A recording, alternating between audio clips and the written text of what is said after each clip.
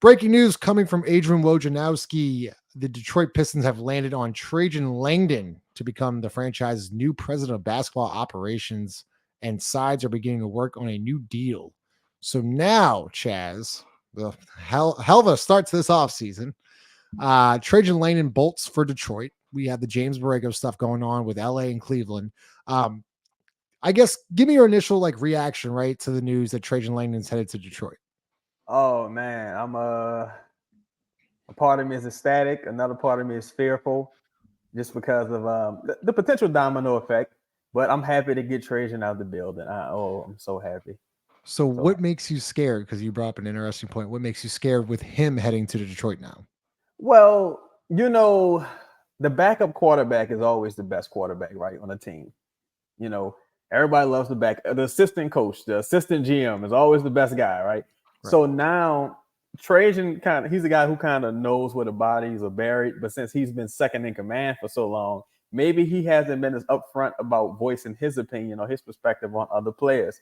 So for all I know, Trajan hates Brandon or hates the Pelicans pieces, and that takes a potential trade partner off the board.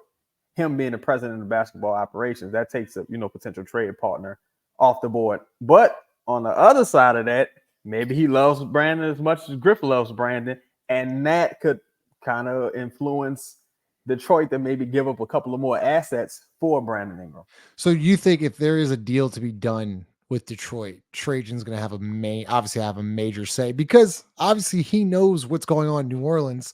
We've talked about, trade partners, Detroit, Jalen Duren and picks and whatever it may be. Mm-hmm. Do you honestly think now that Trajan's taken this job, do you think that the Pelicans would actually do a deal with Detroit with Trajan now taking over that role?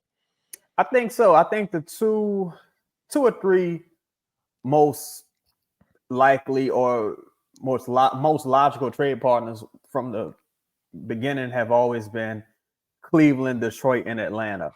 So now you got Griff with ties to Detroit, ties to Cleveland.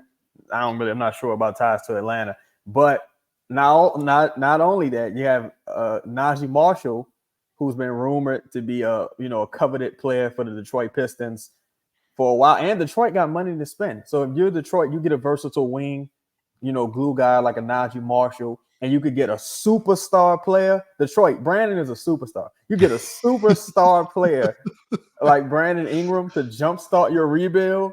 You just go all out. You give the Pelicans whatever they need. If I'm Detroit, I'm giving the Pelicans anything they want for a superstar player like Brandon Ingram.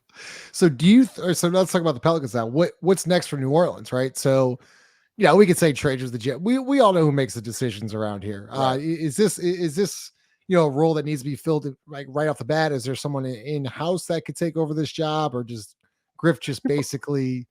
What's the next steps here for the front office? Because not only do you have this, right? You got the James Borrego rumors going on. You don't have a center on the roster. You need to make a trade with Brandon. There are a lot of moving pieces here, and here's the first domino to fall. Do you think anybody within the organization just takes that role? I think there's some internal promotion, and personally, I don't like that. I would like to get a fresh set of eyes in the building, somebody who's totally objective and they've been able to analyze things from the outside. But I think they go with some internal promotion. I'm sure, just like Trajan was essentially Griffin's lieutenant, I'm sure Trajan's lieutenant is prime for the job, especially when you got a guy who helped find Herb Jones Defensive Player of the Year. But I personally think you got a lot more misses than you got hits. So I would love to get someone from the outside to join.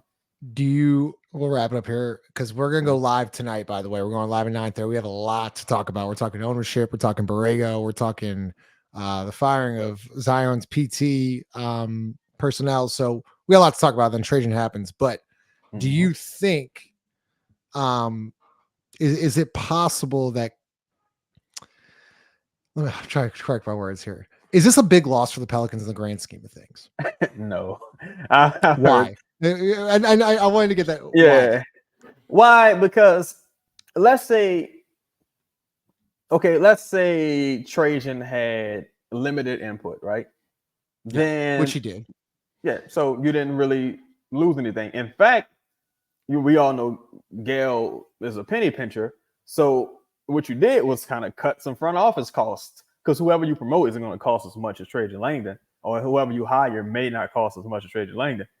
But if you want to say, let's say if you do feel like it was a big loss, let's say he had a ton of input. He built a pretty bad roster over these years. So it's like, either way, it's addition by subtraction, I would say.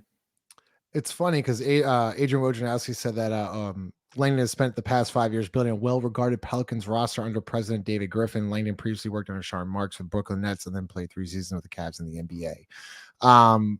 So yeah, this is kind of like the first domino to fall here, Chaz. So we got lots to talk about tonight. Make sure you smash that like button. We will be once again live at 9:30 Central. We're going to talk ownership. We're talking Gail Benson. We're talking delays of the Smoothie King Center. We're talking Borrego. The first domino falls with Trajan Langdon headed to Detroit. Once again, turn on those bell notifications, and we'll see y'all later tonight.